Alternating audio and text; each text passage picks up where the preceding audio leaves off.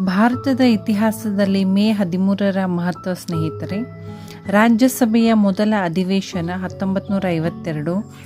ಭಾರತದ ಸಂಸತ್ತಿನ ಮೇಲ್ಮನೆಯಾದ ರಾಜ್ಯಗಳ ಕೌನ್ಸಿಲ್ ಅಥವಾ ರಾಜ್ಯಸಭೆಯು ಮೇ 13, 1952ರಂದು ಮೊದಲ ಬಾರಿಗೆ ತನ್ನ ಅಧಿವೇಶನವನ್ನು ನಡೆಸಿತು. ಇದು ಭಾರತದ ಪ್ರಜಾಪ್ರಭುತ್ವದ ಇತಿಹಾಸದಲ್ಲಿ ಒಂದು ಪ್ರಮುಖ ಮೈಲಿಗಲ್ಲಾಗಿದೆ. ಅಪರ ಏಕಾದಶಿ 2026 ಮೇ 13, 2026ರಂದು ಅಪರ ಏಕಾದಶಿ ಆಚರಿಸಲಾಗುತ್ತದೆ.